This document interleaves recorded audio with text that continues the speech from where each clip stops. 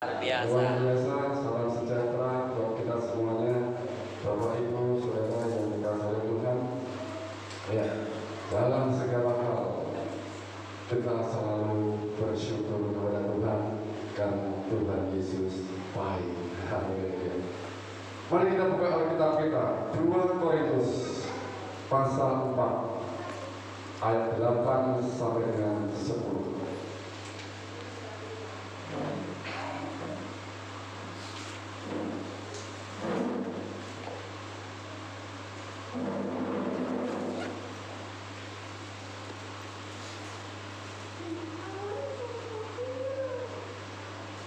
Korintus pasal 4 ayat 8 sampai dengan 10.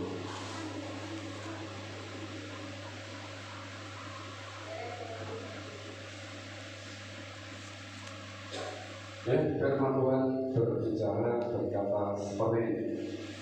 Dalam segala hal kami ditindas, namun tidak terjepit.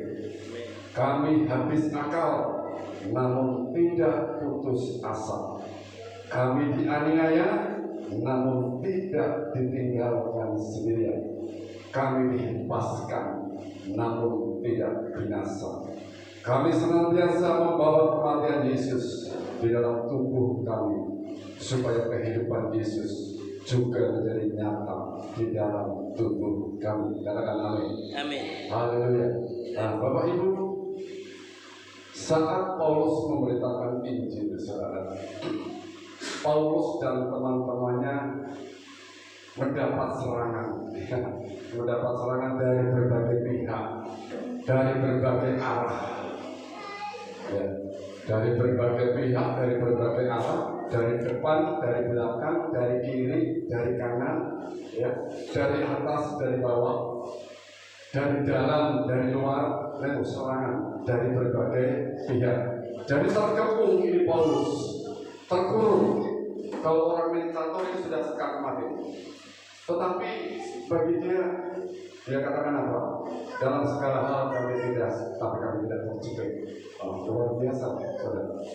Padahal sudah di kiri kanan semua sudah terkepung, ya, tetapi dia tidak terjepit. Saat Paulus kehabisan akal atau bingung, tetapi Paulus juga tidak putus asa. Dia tidak frustasi, dia tidak stres, apalagi depresi. Enggak, memang dia bingung-bingung, dia kehabisan akal, dikatakan habis akal, ya, tetapi kami tidak putus asa, karena memiliki harapan. Meskipun banyak orang yang memusuhi mereka, memusuhi Paulus dan teman-temannya, tetapi tidak pernah mereka ditinggal seorang diri. Oh, itu luar biasa, saudara. Tetap saja ada orang-orang yang bersama dengan dia, dan meskipun seringkali dipukul sampai jatuh, dia tidak mati. Paulus baik-baik saja. Paulus tidak ada masalah dengan hal demikian, karena Yesus ada di dalam dirinya. Nah, saudara, dulu orang sering berkata kepada kami, saya bersama dengan Yesus. Sampai kok kuat Pak di B3, sampai kok sanggup Pak di B3. Kami sebenarnya terus terang bingung dengan pertanyaan ini. Apa maksudnya? Ya. Mengapa mereka berkata seperti itu? Tetapi bukan sekali, dua kali, dan satu atau dua orang. Orang selalu berkata seperti sampai kok mampu. Saudara, sering saya memikirkan pertanyaan-pertanyaan tersebut, saya tidak tahu jawabannya, tetapi dengan berjalannya waktu, memang saya paham. Saya mengerti kenapa mereka bertanya seperti itu. Ya. Kenapa mereka berkata kepada kami seperti itu? Bapak Ibu Saudara, kita tidak tahu, kita tidak perlu tahu apa dan mengapa yang mendasari mereka berkata seperti itu. Tapi yang mau sampaikan adalah mengapa kami kuat? Mengapa Bapak dan Ibu kuat? Kalau saya hitung-hitung, saudara, kalau saya full time di B3 ini dari tahun 2010 sampai 12 tahun. Ya. Kalau kami kuat bukan karena kekuatan kami, bukan karena kehebatan kami, karena Tuhan ada bersama dengan kami. Kami selalu ingat akan kebaikan Tuhan yang terjadi, yang kami alami di dalam kebaikan kami. Dan atas hal tersebut, kami sering saksikan bagaimana penyertaan Tuhan, bagaimana campur tangan Tuhan dalam hidup kami. Dan saya juga mengucap syukur kepada Tuhan, karena Tuhan tidak pernah membiarkan saya seorang diri. Ya seperti dialami Paulus. Walaupun saudara banyak orang yang meninggalkan dia, tetapi Paulus tidak sendiri. Dan saya pun juga merasakan campur tangan Tuhan, karena Tuhan juga mengirimkan orang-orang yang hebat yang ada di sekitar kami, yaitu Bapak Ibu Saudara semuanya yang boleh bersama-sama dengan kami. Siapa? Ya Bapak Ibu Saudara semuanya yang ada bersama-sama dengan kami. Nah saudara, jika Allah menghadirkan yang namanya kesulitan kepada Paulus, itu adalah bukan untuk mempersulit, bukan untuk mempersulit, tetapi harus kita pahami bahwa itu adalah untuk melatih Paulus dan untuk membantu Paulus membuka mata hati orang-orang tersebut supaya mereka percaya akan pemberitaan Injil yang dibawa oleh Paulus. Saudara, banyak di dunia ini kisah para pemberita Injil yang menghadapi tantangan, kesulitan, penderitaan. Banyak, baik mental maupun fisik, propaganda, intimidasi, dihina, dicela, dicemooh, bahkan sampai ada yang dibunuh, ada yang mati sebagai martir. Di tanah Batak ada seorang yang bernama Unsor dan juga Liman. Tetapi mereka ini mati dibunuh saat memberitakan Injil. Unsor sama Liman. Apakah itu menghalangi misionaris lain? Tidak. Karena dalam waktu yang lain ada seorang yang bernama Nomensen, saudara, juga kembali datang ke tanah Batak. Dan apa yang terjadi di sana? Mereka memberitakan Injil. Banyak jiwa-jiwa dimenangkan, banyak orang yang percaya kepada Injil. Artinya apa? Bahwa tetap ada kesulitan, tetap ada masalah, tetapi tidak menyurutkan. Karena apa? Karena Injil. Kalau Paulus katakan, aku membawa kematian Yesus dalam diriku supaya kehidupan nyata di dalam diriku. Itu kata Paulus. Jika saat ini kita mengalami penindasan, mengalami yang namanya penganiayaan, merasa mungkin dihina, dihempaskan dan lain sebagainya, pesan saya, jangan menyerah. Jangan menyerah. Percaya bahwa Tuhan tidak pernah membiarkan kita sendiri dalam menghadapi hal-hal tersebut. Percaya saja, ya tadi, percaya saja, tentu kita menang, ya. Pasti kita menang. Percayakan penyertaan Tuhan, Dia masih melindungi kita. Tuhan sudah lebih dahulu mengalami hal tersebut. Kalau kita dianiaya, Tuhan sudah mengalami. Kalau Tuhan pernah diludahi, ya, Tuhan sudah mengalami hal tersebut. Jadi mungkinkah saudara Tuhan membiarkan kita? Enggak. Mungkinkah Tuhan akan mengecewakan kita? Tidak. Kemarin pagi seseorang telepon saya, Pak, saya sudah tidak sanggup lagi. Rasanya saya mau keluar, mau mundur saja. Saya tidak sanggup meneruskan ini, Pak. Saya bilang, saya tanya masalahnya apa? Bla cerita, karena saya ceritakan terlalu panjang. Intinya adalah dia sudah tidak sanggup lagi, dia sudah angkat bendera putih. Saya tidak sanggup lagi Pak untuk meneruskan. Saya menyesal. Saudara semua bilang Tuhan, kalau mundur, kalau kamu meninggalkan tempat itu hanya karena masalah tersebut, Yesus itu sudah mengalami. Yesus sudah menghadapi hal-hal demikian. Selesaikan dulu. Kalau memang itu sudah urusanmu. Tetapi saran saya, ini pekerjaan Tuhan. Kamu sampai di sana juga karena Tuhan. Kalau kalian mundur, apa? Di mana panggilanmu yang kamu begitu pada saat itu? Saya bilang sama dia, jangan pergi saat ada masalah. Jangan tinggalkan tempat itu saat ada masalah. Nanti kesannya kamu melarikan diri dari masalah itu. Saya bilang sama dia, kalau mau pergi, pergilah, tapi selesaikan. Setelah semuanya baik-baik saja, silakan pergi. Selesaikan semuanya. Jangan sampai ada kesan bahwa kamu lari dari masalah hanya karena itu. Di mana nyalimu? Saya bilang.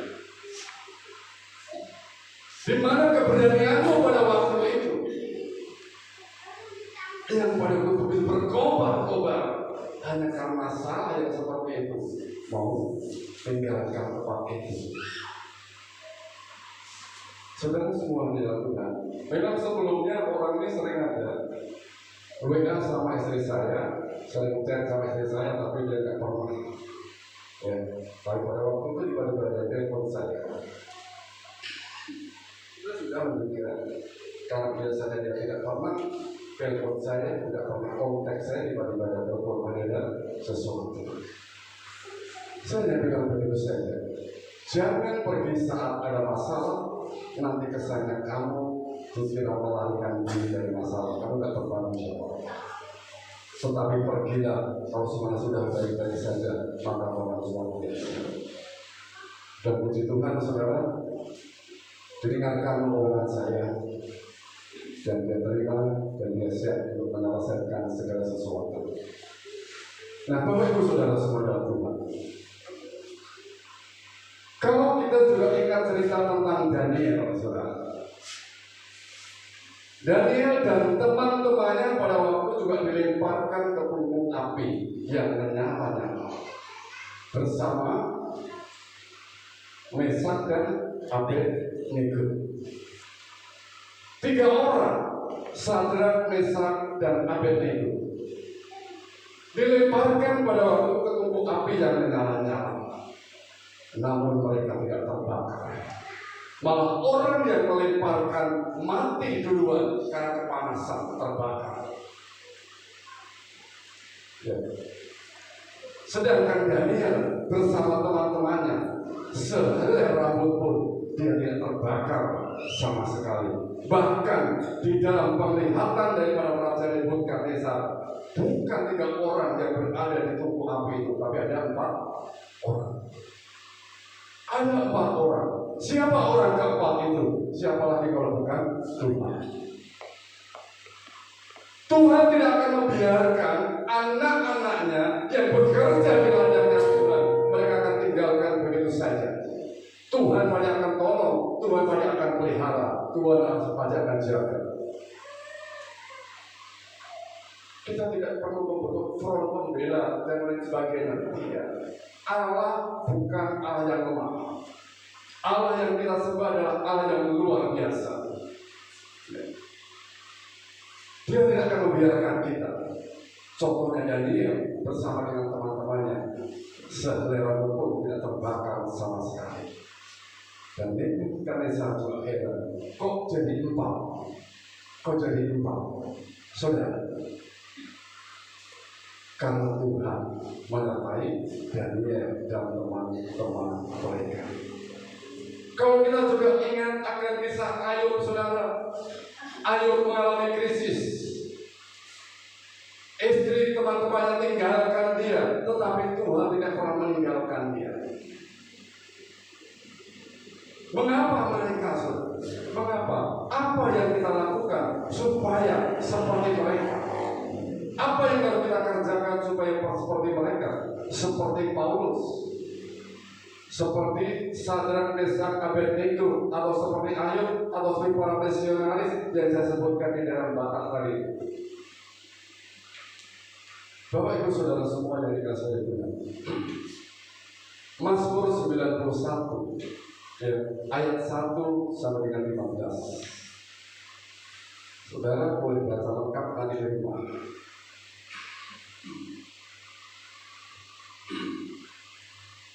Mazmur 91. Saya kutip hanya ayat 14 dan 15. Apa yang harus kita lakukan? Apa yang harus kita lakukan?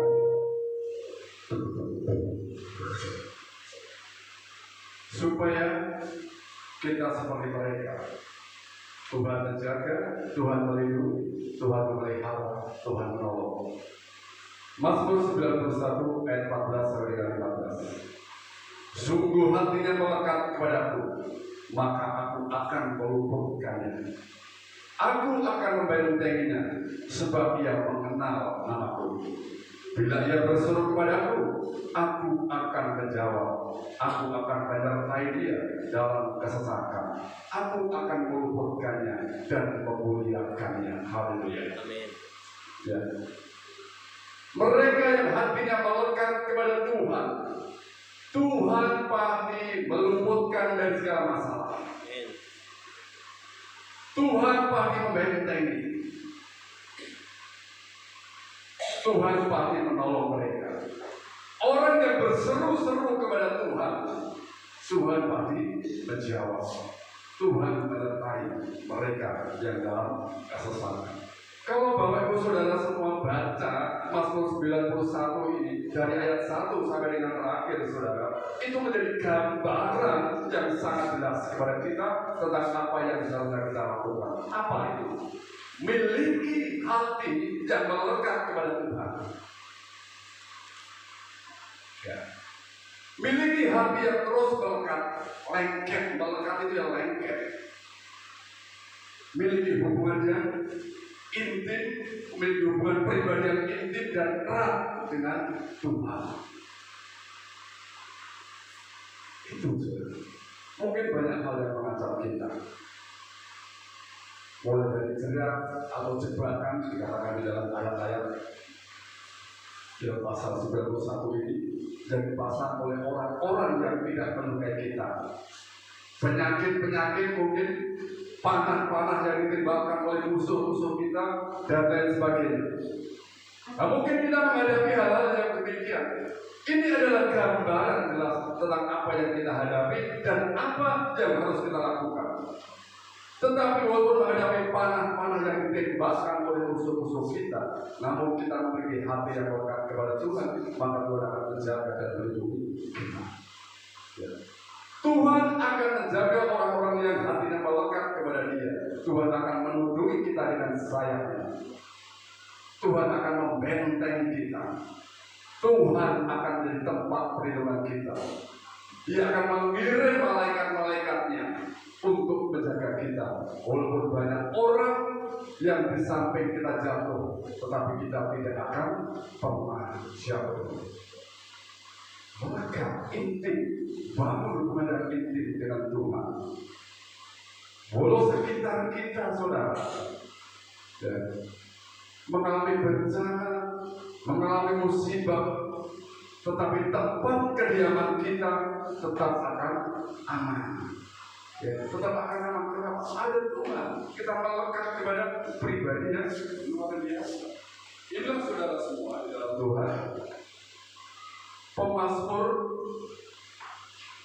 yang menyatakan dan mengajar kita juga, walaupun kita berjalan di dalam bahaya, berjalan dalam bahaya kekelaman, namun kita dimampukan Tuhan untuk melaluinya dan melewatinya. Di sana juga dikatakan, biarpun singa dan ular pedut akan kita langkai. Di dalam ayat 13 Tuhan berfirman, singa dan ular pedut akan kau langkai. Aku akan menginjak anak singa dan ular naga. Haleluya. Karena apa? Hati melekat kepada Tuhan. Mereka yang berada dan dekat dengan Tuhan, intim dengan Tuhan, pasti dilindungi oleh Tuhan. Singa dan ular pedut kita langkai, anak singa pun bahkan naga pun kita bisa injak. Dan yang terakhir saya mau sampaikan, saudara, kalau kita memang mengalami penindasan, penganiayaan, dihempaskan, saya sampaikan, jangan pernah membalas. Ya. Jangan pernah membalas. Meskipun panah itu ditembakkan, jangan pernah membalas. Memang mungkin menyakitkan, mungkin memang sangat-sangat membuat kita menderita secara mental, tetapi jangan pernah membalasnya. Karena apa? Itu bukan hak kita. Haleluya. Ya. Serahkan semuanya kepada Tuhan. Pembalasan itu haknya Tuhan. Jangan ambil haknya Tuhan. Kita sebagai orang percaya, kita sudah dijaga dari siapa yang akan membalas? Ya Tuhan sendiri. Oleh sebab itu tidak usah minta Tuhan tolong balas. Dan kita kan juga tidak boleh berdoa seperti itu. Bahkan Tuhan pun mengajarkan kepada kita, doakan musuhmu, doakan orang yang membencimu. Maka pembalasan itu haknya Tuhan. Oleh sebab itu, sebagai orang-orang yang dilindungi, jangan pernah membalas. Biarpun panah-panah itu terus menuju ke arah kita. Ya. Jangan ambil haknya Tuhan. Roma 12 ayat 17 dan 19.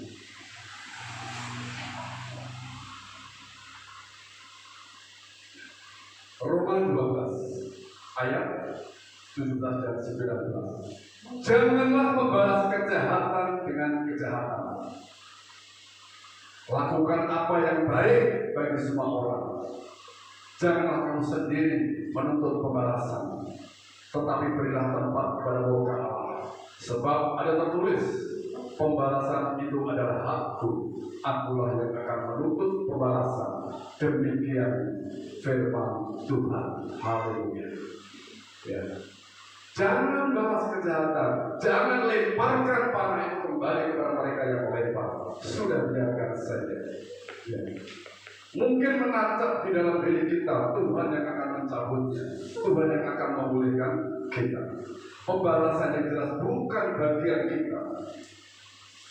Pembalasan yang jelas itu adalah haknya Tuhan. Jangan ambil bagian Tuhan. Saudara semua dalam Tuhan, mari kita kembali apa yang sudah kita pelajari bersama-sama pada saat ini. Ya. Mari kita bermelekat kepada Tuhan. Saudara pemain musik untuk masuk ke depan. Ya, saudara akan percaya kepada Tuhan. Saudara semua dalam Tuhan. Setelah kita mendengarkan apa yang dialami oleh Paulus, apa yang dialami oleh Daniel dan teman-temannya, dan juga tokoh-tokoh lain, kita boleh belajar bahwa sekalipun kita dianiaya, sekalipun kita dihina, sekalipun kita dicela, dicemooh, ditinggalkan, tidak dipedulikan, diabaikan, atau dianggap tidak ada, atau tidak pedulikan sama sekali, jangan pernah berkecil hati. Tuhan peduli sama kita. Amin. Tuhan yang peduli sama kita. Orang boleh saja mencemooh kita, gak usah sakit hati. Tuhan pernah merasakan itu semuanya. Kalau saja kita merasa diludahi, gak usah balas. Tuhan sudah merasakan itu semuanya. Kita saja yang tidak pernah disalib seperti Yesus. Oleh sebab itu saudara semua dalam Tuhan, Meskipun kita dianggap tidak ada, tidak diabaikan, tidak dipedulikan, I don't care, tidak peduli. Tuhan yang peduli. Tuhan yang akan menjadi pembela kita. Dia yang sangat peduli, bahkan dia katakan kita berharga, haleluya, di mata Tuhan. Orang menganggap kita tidak berharga, tidak masalah yang menganggap manusia. Tetapi di mata Tuhan kita berharga. Kita berdosa, tetapi kita berharga di mata Tuhan. Itulah pribadi yang akan menolong kita, pribadi yang menguatkan kita. Jadi kalau ada orang yang bertanya, mengapa kamu kuat? Karena pribadi Yesus ada dalam kehidupan kita. Dialah Yesus yang akan menolong dan menopang kita, menyertai kita di masa-masa sulit ini. Oleh sebab itu, terus berkarya, terus mengabdi kepada Tuhan, terus lakukan apa yang menjadi bagian kita dengan yang Tuhan sudah berikan kepada kita. Kita memiliki apa? Itu semuanya dari Tuhan, dan kita kembalikan kepada Tuhan. Walaupun dengan harus menghadapi tantangan, semua orang hina, ya kan? Katakan aku tidak akan pernah menyerah. Aku tidak akan pernah menyerah. Haleluya. Ya. Segala perkara dapat kutanggung di dalam Dia. Tidak akan kujalani penolong yang setia. Haleluya.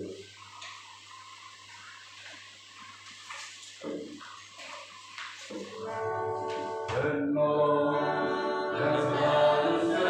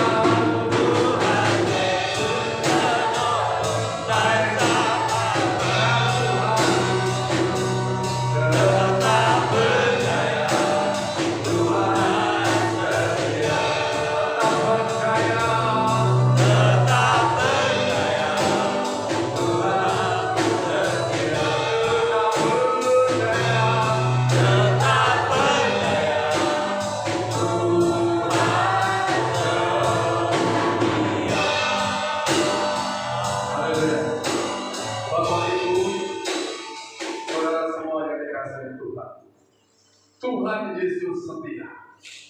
Meskipun saat kita tidak setia, Dia adalah penolong kita, Dia adalah sahabat kita. Kalau kita mampu menghadapi segala perkara, Semuanya karena Tuhan, bukan karena kehebatan kita, bukan karena kepintaran kita, tetapi semata-mata karena Tuhan. Jangan pernah menyerah. Jangan pernah tinggalkan pekerjaan-pekerjaan Tuhan. Apa yang ada pada diri kita, mari kita kembalikan kepada Tuhan. Semuanya adalah milik Tuhan. Bahkan hidup kita pun kita persembahkan untuk Tuhan. Meskipun kita mengalami penindasan, meskipun kita mengalami penganiayaan, ditindas, dihempaskan, tetapi kita tidak pernah putus asa. Karena Yesus, karena kita percaya Dia Allah yang terus ada bersama dengan kita. Miliki terus hati yang melekat kepada Dia. Bangun hubungan yang intim, semakin intim setiap hari dengan Tuhan. Kalau Dia sanggup memelihara Daniel, Dia sanggup memelihara Paulus dan misionaris-misionaris, para martir-martir yang ada, Dia juga sanggup menolong Bapak Ibu Saudara semuanya. Haleluya. Sekali lagi kita akan pujian di segala perkara. Segala perkara dapat Tuhanku. Mari kita sama bangkit. Kita berdiri.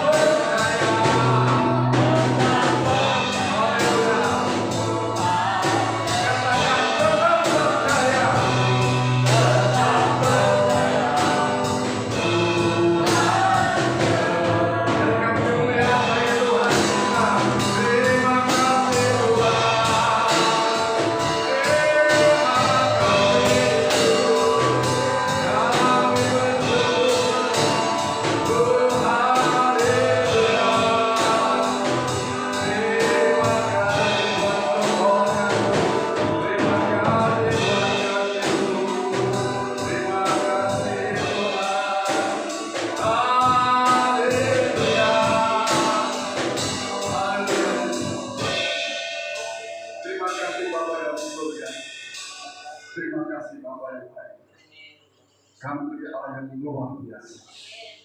Meskipun kami ditindas, kami tidak pernah terjepit. Meskipun kami kehabisan akal, kami tidak pernah putus asa. Haleluya. Meskipun kami dianiaya, Tuhan tidak pernah meninggalkan kami seorang diri. Haleluya. Dan meskipun kami dihempaskan, kami tidak akan binasa. Karena Yesus ada di dalam diri kami. Yesus ada di dalam kehidupan kami. Seperti kau menjaga Paulus, engkau juga menjaga kami. Seperti kau menjaga dan menyertai Daniel saat ditunggu api yang menyala-nyala, engkau juga menyertai kami. Tuhan, terima kasih. Segala sesuatu yang akan membuat kami putus asa, Engkau sendiri yang akan menjadi pembela kami. Engkau sendiri yang akan menjadi pelindung kami saat kami tidak mampu melakukan apa-apa. Hamba hanya bisa mengangkat tangan kepada kami, dan Kau akan turun tangan atas kami. Terima kasih Bapa yang baik. Saat hati kami melekat kepada Kau, saat hati kami intim dengan Tuhan, bahkan Kau juga berikan kemampuan kami, singa dan ular kedua akan kami angkat, anak singa dan ular akan kami injak. Tuhan, terima kasih. Doa yang luar biasa atas hidup kami, dan terus berikan kekuatan kepada kami, kerendahan hati dan kesabaran dalam diri kami. Jangan sampai kami membalas apa yang telah mereka lakukan, tetapi biar mereka berjalan sebagai Tuhan kehendaki. Jadikan kami pelaku Tuhan oleh setiap kehendak. Terima kasih Tuhan. Pembalasan adalah hak-Mu. Kami tidak akan pernah ambil hak itu. Ampuni kami Tuhan. Ampuni kami. Terus berikan kami kerendahan hati. Terus berikan kami kesabaran di hati. Terima kasih Tuhan. Memberikan firman itu di dalam diri kami, dan terus kami bisa memiliki hati yang melekat kepada Tuhan. Kami percaya bahwa dalam firman-Mu hidup kami hidup kami. Di dalam nama Yesus kami berdoa dan bersyukur. Haleluya. Amin. Silakan.